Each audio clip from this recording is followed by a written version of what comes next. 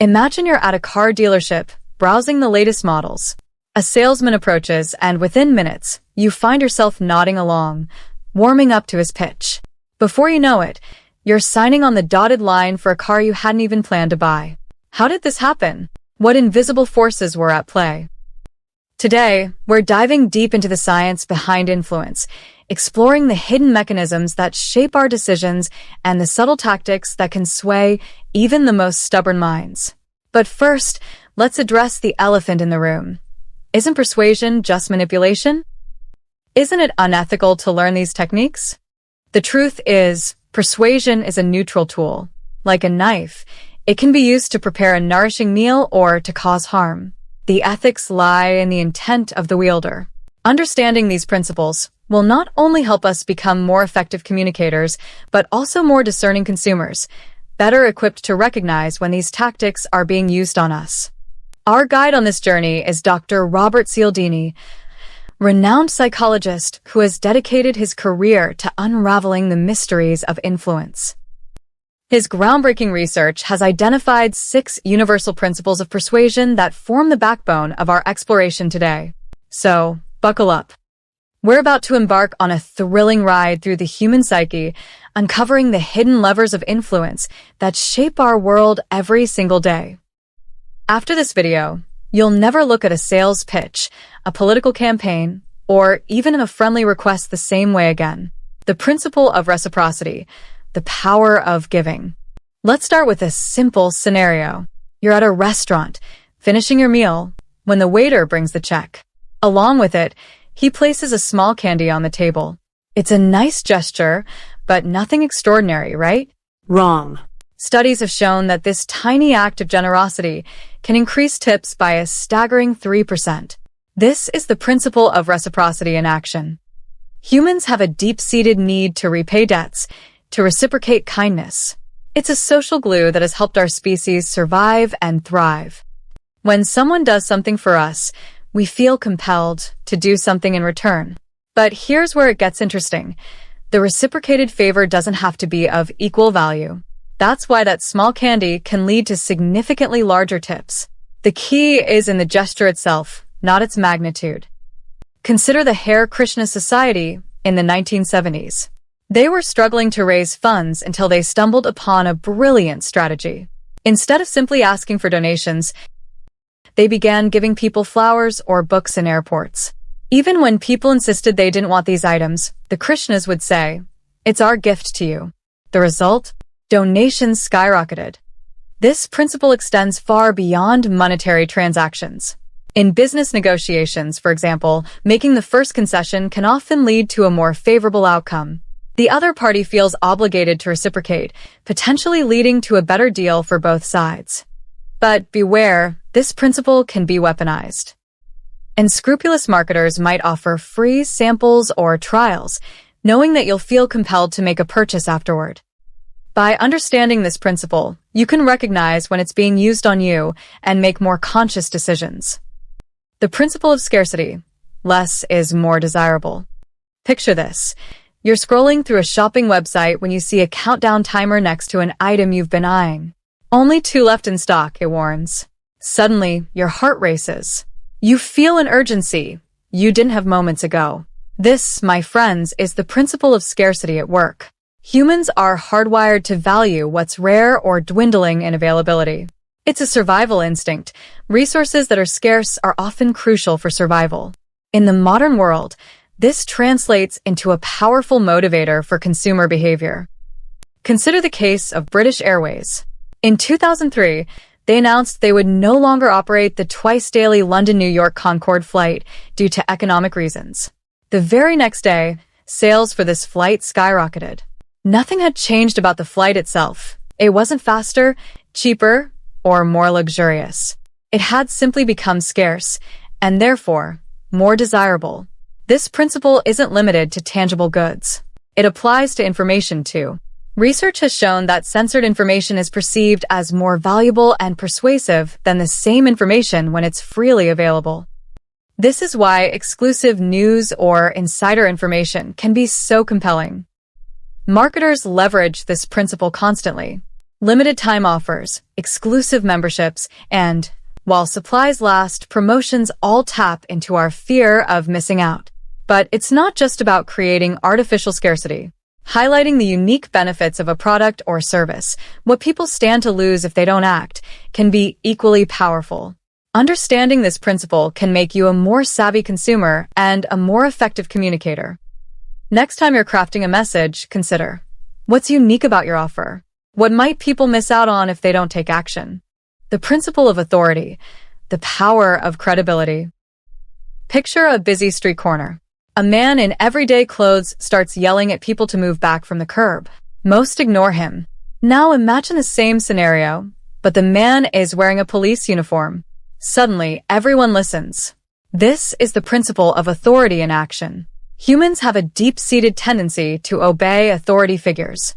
It's a shortcut our brains use to make quick decisions in a complex world.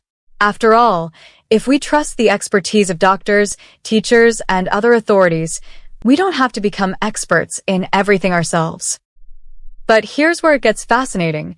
The symbols of authority can be as powerful as actual authority. In a famous experiment, researchers found that people were more likely to jaywalk if they saw a well-dressed person do it first, compared to someone in casual clothes. The suit and tie were enough to confer a sense of authority. This principle is widely used in advertising. Think about how often you see actors in white coats promoting health products, or 9 out of 10 dentists recommend claims. These are all attempts to leverage the principle of authority. But it's not just about appearances. Establishing genuine expertise can be a powerful persuasion tool. In one study, real estate agents who mentioned their credentials and experience before showing properties were able to increase their business significantly. However, this principle can also be misused. Con artists often pose as authority figures to gain trust. By understanding this principle, you can be more discerning about who you trust and why. In your own persuasion efforts, consider how you can ethically establish your credibility. Are there relevant experiences or qualifications you can share? Can you cite respected sources to support your points? Remember, true authority comes from genuine expertise, not just symbols or claims. The principle of consistency, the power of commitment. Imagine you're at a busy restaurant. The hostess tells you there's a 30-minute wait, but you decide to stay. 20 minutes later, she informs you it'll be another 15 minutes. Are you more likely to continue waiting now than if she had initially said 45 minutes? Most people are, and this is the principle of consistency at work. Humans have a strong desire to be, and to appear, consistent with their words, beliefs, attitudes, and deeds. Once we've made a choice or taken a stand, we encounter personal and interpersonal pressures to behave consistently with that commitment. This principle was dramatically demonstrated in a series of studies conducted in the 1960s. Researchers went door to door in a residential neighborhood, asking homeowners to place a large, unsightly sign in their front yards that read, "Drive carefully." Unsurprisingly, most refused. However, in a nearby neighborhood, for times as many homeowners agreed to the same request. The difference? 2 weeks earlier, they had agreed to place a small postcard in their window that read, "Be a safe driver." That small initial commitment led to a 400% increase in compliance with a much larger request. This is the foot-in-the-door technique, and it's widely used in sales and marketing. But the power of consistency goes beyond just saying yes to bigger requests. It can shape our self-image and future behavior. In one study, researchers found that people who agreed to wear a small pin supporting cancer research were much more likely to later make a significant donation to the cause. This principle can be leveraged in numerous ways. Sales professionals might ask for small commitments before making larger requests. Managers might ask team members to write down their goals, knowing that this act of commitment increases the likelihood of follow-through. However, it's crucial to use this principle ethically. Tricking people into small commitments to manipulate them later is not only unethical, but can backfire if discovered. Instead, focus on helping people make genuine commitments aligned with their values and goals. Understanding this principle can also help you resist unwanted influence. Be aware of how small commitments might be used to lead you towards larger ones you're not comfortable with. Remember, it's okay to change your mind if new information comes to light or circumstances change. The principle of social proof, the power of the crowd. Picture this. You're walking down a busy street when suddenly, everyone around you starts looking up at the sky. What's your immediate reaction? If you're like most people, you'll find yourself looking up too, even if you have no idea what everyone else is seeing. This is the principle of social proof in action. Humans are inherently social creatures, and we often look to others to determine how to think, feel, and act. This is especially true in situations of uncertainty or ambiguity. We assume that if many people are doing something, it must be the correct thing to do. This principle is powerfully illustrated in a classic experiment conducted by psychologist Solomon Asch. Participants were asked to match the length of a line to one of 3 comparison lines. When alone, people rarely made mistakes. But when placed in a group where confederates of the experimenter deliberately gave wrong answers, many participants conformed to the group's incorrect judgments. The power of social proof is everywhere in our daily lives. It's why laugh tracks are used in sitcoms to signal when something is funny. Why bartenders salt their tip jars with a few bills to suggest tipping is normal, and why testimonials are so effective in advertising. But perhaps the most striking example of social proof comes from the tragic story of Kitty Genovese. In 1964, Genovese was murdered in New York City while dozens of neighbors reportedly heard her cries for help but did nothing. While later investigations have questioned the accuracy of this account, it led to extensive research on the bystander effect, the phenomenon where individuals are less likely to offer help in an emergency when other people are present. This research revealed a dark side of social proof. In ambiguous situations, we often look to others to define the appropriate response. If no one else is reacting, we assume there's no need to act. However, social proof can also be a force for good. Public health campaigns often use it to promote positive behaviors. For example, telling hotel guests that the majority of other guests reuse their towels can significantly increase towel reuse rates. In your own persuasion efforts, consider how you can leverage social proof ethically. Can you showcase testimonials from satisfied customers? Can you highlight how many people have already adopted the behavior you're promoting? Remember, the most effective social proof comes from people similar to your target audience. Understanding this principle can also help you make more independent decisions. When you find yourself swayed by the actions of others, pause and ask yourself, am I doing this because it's truly what I want, or am I just following the crowd? The principle of liking, the power of rapport. Imagine you're at a party, mingling with strangers. You strike up a conversation with someone, and to your delight, you discover you both grew up in the same small town. Suddenly, you feel a connection, a sense of warmth towards this person. This is the principle of liking at work, and it's a powerful force in persuasion. Simply put, we're more likely to say yes to requests from people we like. But what makes us like someone? Cialdini's research has identified several factors. 1. Similarity. We like people who are similar to us in terms of interests, background, or attitudes. 2. Compliments. We tend to like people who give us genuine compliments. 3. Cooperation. Working together towards a common goal fosters liking. 4. Physical attractiveness. Fair or not, we tend to attribute positive qualities to attractive people. 5. Association. We like things associated with people or things we already like. The power of liking in persuasion is starkly illustrated in a series of negotiation studies. In one group, negotiators were told to get straight down to business. Only 55% reached an agreement. In another group, negotiators were instructed to share personal information and find similarities before starting. A whopping 90% of this group reached successful agreements, which were typically worth 18% more to both parties. This principle is widely used in marketing and sales. It's why brands use likable celebrities in their ads, and why Tupperware parties were so successful. People were buying from their friends, not strangers. But perhaps the most fascinating application of this principle comes from the world of sales. Joe Girard, recognized by the Guinness Book of World Records as the world's greatest car salesman, attributed much of his success to a simple practice. He sent every customer a holiday card each month with the message, "I like you." This small gesture of liking led to an avalanche of referrals and repeat business.